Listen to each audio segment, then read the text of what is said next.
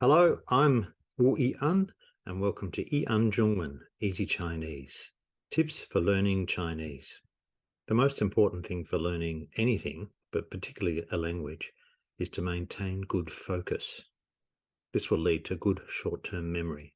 If you learn something new, it can't get into your long-term memory if it isn't in your short-term memory first.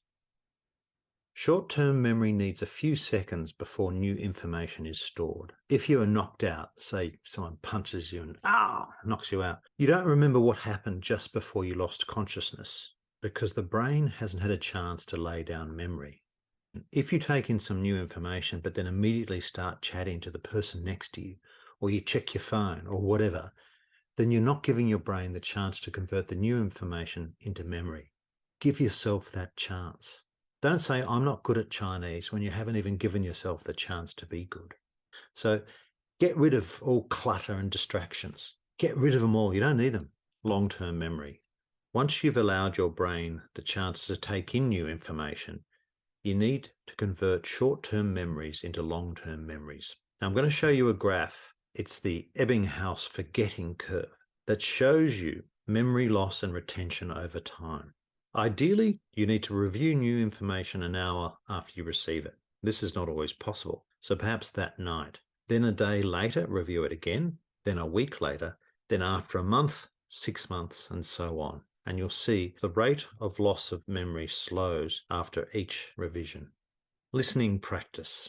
Listening practice models sounds. Chinese has a lot of sounds that sound very similar. Listening practice gives us the chance to discriminate between similar sounds. In time, we will start to identify different sounds, and in time, we will start to understand what those sounds mean. This is how we learn our first language, when our parents talked or read to us. When we were babies, our mums and dads read to us in bed. Well, if you're lucky, they did. We didn't understand what they were saying, not initially, but over time, we started to understand. By listening regularly, we give ourselves the chance to start learning. As you get a bit older, a little bit better, you can start playing podcasts. It doesn't matter if you don't understand it. Your brain will start to learn it and understand it in time. With anything, if you don't use it, you lose it. So with Chinese, use it with your family. Use it with yourself, thinking of what you want to say as part of the process. Conception precedes articulation. If you think of something to say, you're working your brain to try and conceive it. And then say it. And saying is a separate step where you've got to get your articulators working to make the sounds correctly. But first, you've got to think of what it is you're going to say. So use Chinese in the classroom, any opportunity you have. Use it in the playground or in public spaces with people you know, you don't know. Don't be afraid to make mistakes. The more mistakes you make and the more you learn from them, the better you will get. Give yourself a break. It is not your first language, so you will never be perfect at it. Take that pressure off yourself. Look, people think that Chinese characters are hard, and they are. Characters and tones are very hard, but grammar in Chinese is actually quite easy. So Chinese is difficult, but it's not impossible. When you look at characters, there are a few tricks.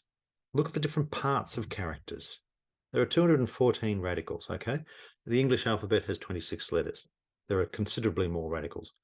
However, they're based on pictures, so if you can work out what the picture was, it's actually easy to remember. Whereas English letters are just symbolic. They have a meaning because we've given it to them. They don't actually represent anything other than that. So look at the parts of characters, break down each character, work out how many little parts there are. If you do this, over time, you'll start to see familiar parts to characters. You'll start seeing patterns. One particular radical or part generally seems to be at the top or the side or the bottom.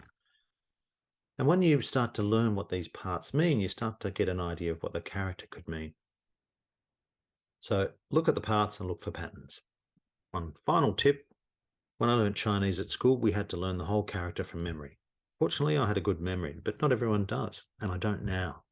So luckily, I've discovered a better way. Learn the parts.